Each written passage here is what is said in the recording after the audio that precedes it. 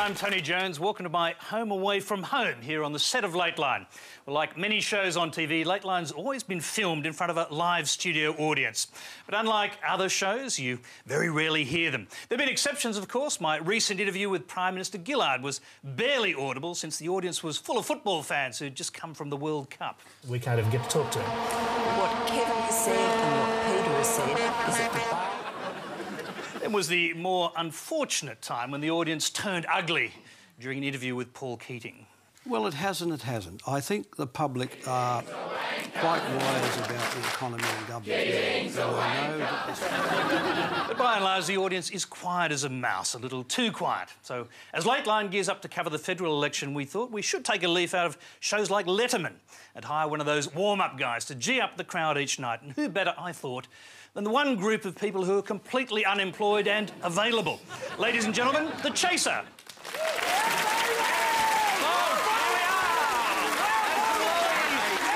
Thank you very much. Great to have you in. It's great for us to be back at the ABC. It's great for us to be working with Tony Jones on Lateline. We never realised until we took on this warm-up gig a few things about Tony Jones. We've kind of learned a little bit about you. We have indeed, actually. Yeah, can we come over here, have a look at this? Here's Tony Jones's auto cue. Look at this. I'll take that as a comment. That's the only thing he needs on his auto cue to get through a whole Lateline. And look at this, behind his desk. Tony Jones, in real life, just like Julie Gillard, is a ranger. He's an absolute redhead, but he has silver hair dye to get that silver fox look. We know your secret. Yeah, exactly. Tony also here's very big with the groupies, people. I tell you what, have a look at the front row of the audience over here. It's the Silver Foxy ladies. Oh, yes. Yeah. In most live tweets Tony's doing it. And look at this one over here. This one, you could take me as a comment, hey, Tony. This is normal for you, is it? Totally normal. Thanks, Artie June. Thank you very much.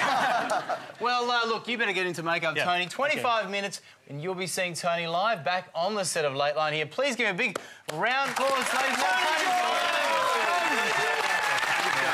Let's get straight into it now with our campaign roundup.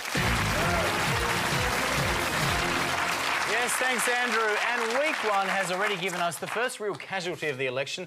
The Liberal candidate for Chifley, David Barker, was given the boot after posting anti-Muslim sentiments on his Facebook page. Yeah, I mean, this is a big blow for the Libs, because Barker was their real glamour candidate. He was. Just take a look at him there. I reckon his chin alone could have stopped the boats. Yeah. In fact, it's actually worth having a look at Barker's Facebook page, though, because, you know, he says he's not racist, but I noticed on his wall it actually says he's a friend of Mel Gibson, so I'm not sure about that. But best of all, check this further down. David took the quiz, which Star Wars character are you? And the answer, unsurprisingly, Jabba the Hutt. Yeah. And, Andrew, he might just get you to update the scoreboard there. Oh, yes, I believe that's two gratuitous fat jokes. We're off and running. Excellent. We're on the board. Yeah, look, we should just make the point, though, that we're not saying that Barker is fat and ugly. We're saying that Barker is a fat and ugly bigot. Very different. Nuance. Elsewhere, we had the first and hopefully the last of the great debates last Sunday, and it was a pretty bloody boring, wasn't it? It was so dull that if you go to nightclubs now, people are actually slipping the debate into people's drinks just to make them pass out. Yeah. Well, look, I mean, even the moderator, David Spears, looked completely bored. In fact, I actually noticed that he sent a live tweet during the Channel 9 telecast wondering if MasterChef had started yet. Yeah, well, look, live tweeting is all the rage right now, and we're doing it on this show as well. Yep. And it certainly livened up the debate a bit, I think, especially when Kevin Rudd got involved.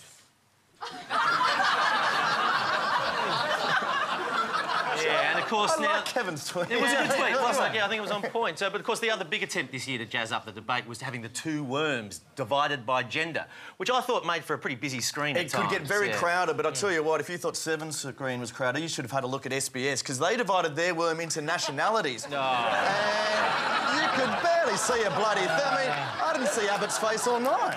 Look, out on the hustings, though, it's been quite fun to see Tony Abbott copping some stick about his budgie smugglers, mostly from Labor Party hacks the whole time.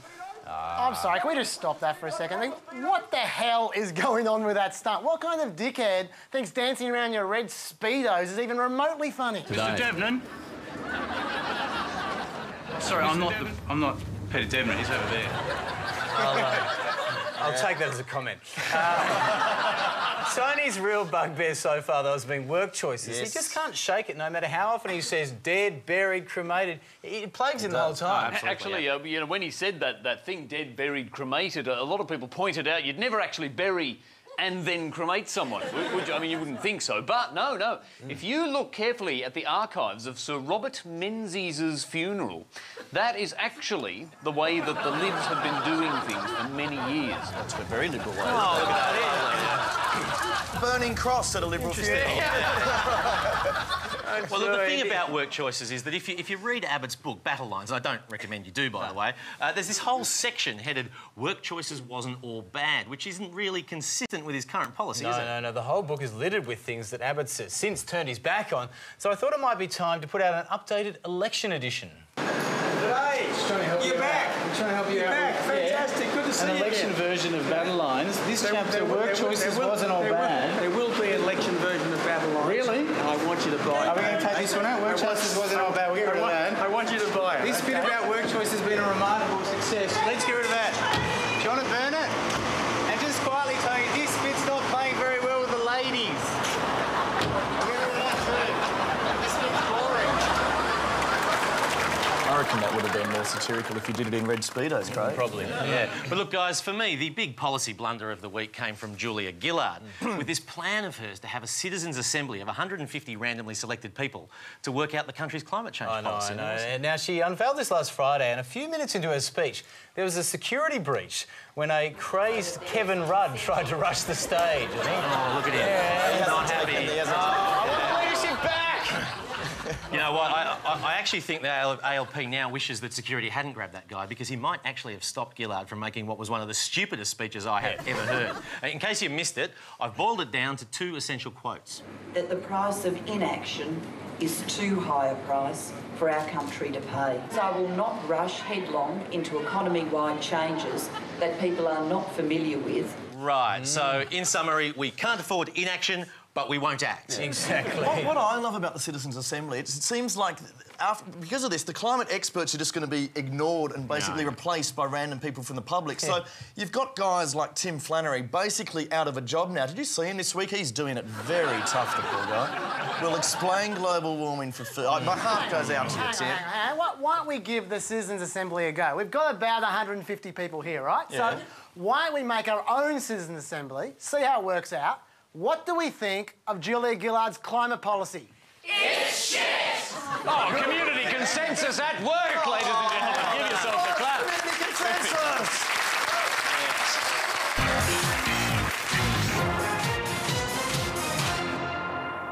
If you thought that our angry Angus burger was angry, then just wait till you taste the anger in our all-new Angry Kevin burger. This is one seriously pissed-off burger.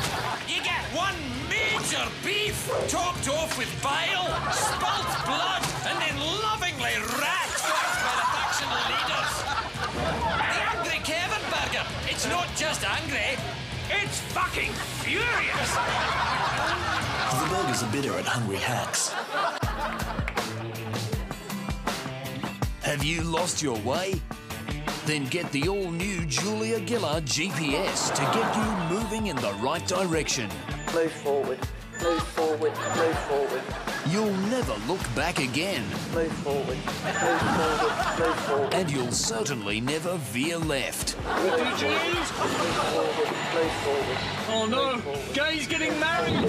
The new Julia Gillard GPS, helping you move forward and maybe slightly to the right. Move forward.